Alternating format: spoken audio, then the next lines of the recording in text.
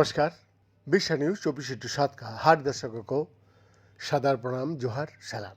दर्शक, राष्ट्रपति Vladimir Putin 2 दिन की भारत यात्रा पर है। उनका आज शुक्रवार को राष्ट्रपति भवन में जोरदार स्वागत किया गया। उन्हें गार्ड ऑफ ऑनर भी दिया गया। हैदराबाद हाउस में ही पुतिन की पीएम मोदी से मुलाकात हुई। इस दौरान दोनों नेताओं ने संयुक्त प्रेस कॉन्फ्रेंस की। आतंकवाद के खिलाफ भारत रूस ने मिलकर लड़ने का इरादा दोहराया है, विदेश सचिव। जी हां, रूसी राष्ट्रपति व्लादिमीर पुतिन के दौरे पर विदेश सचिव विक्रम मिश्री जी ने कहा कि दोनों नेताओं ने दुनिया भर के दूसरे रीजनल हॉटस्पॉट की स्थिति पर भी बात की। आतंकवाद पर दोनों नेताओं ने आतंकवाद के सभी रूपों के खिलाफ मिलकर लड़ने का अपना इरादा दोहराया।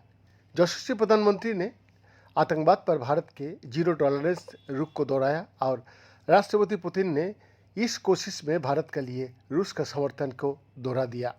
2. पीएम मोदी ने एक्स पर पोस्ट करके कहा कि आज यानी कि 23वां भारत रूस वार्षिक शिखर सम्मेलन भारत रूस सहयोग का विविध पहलुओं पर व्यापक चर्चा का एक नया अवसर था। हमने अपने व्यापार और निवेश संबंधों में विविधता लाने के लिए 2030 तक एक आर्थिक सहयोग कार्यक्रम पर सहमति व्यक्त की है।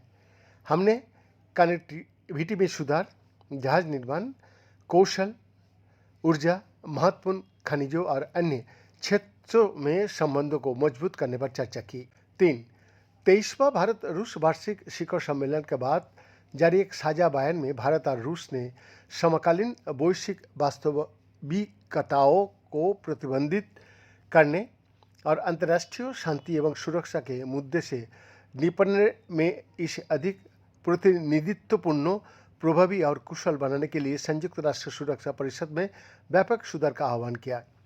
रूस ने एक सुधारित और विस्तारित संयुक्त राष्ट्र सुरक्षा परिषद में भारत की स्थायी सदस्यता के लिए अपने दृढ़ समर्थन को दोहराया। दर्शक, रूसी राष्ट्रपति व्लादिमीर पुतिन ने कहा कि मैं और पीएम मोदी मिलकर तय लक्ष्य हासिल करेंगे। पुतिन ने कहा कि पीएम मोदी की आर्थिक नीति से भारत को फायदा ही हो रहा है। रूसी राष्ट्रपति व्लादिमीर पुतिन ने पीएम मोदी को अगले साल रूस आने का न्योता दिया है। उन्होंने रूस भारत समिट के अगले चरण के लिए पीएम मोदी को रूस आने का न्योता दे दिया।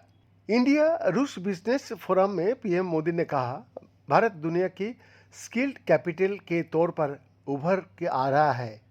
हमारी युवा टैलेंट में ग्लोबल जरूरतों को पूरा करने की क्षमता है।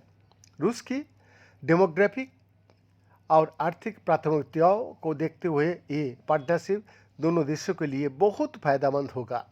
इंडो रूस बिजनेस फोरम में पीएम मोदी ने बड़ी बात कही। पुतिन की मौजूदगी में पीएम ने कहा, हमें ग्लोबल चैलेंज का स्थायी समाधान तैयार करना है। जी हाँ, फिर दोहरा रहा हूँ, हमें ग्लोबल चैलेंज का स्थायी समाधान तैयार करना है। पीएम मोदी ने यह भी कहा कि रिफॉर्म, परफॉर्म और ट्रांसफॉर्म पर काम जारी है।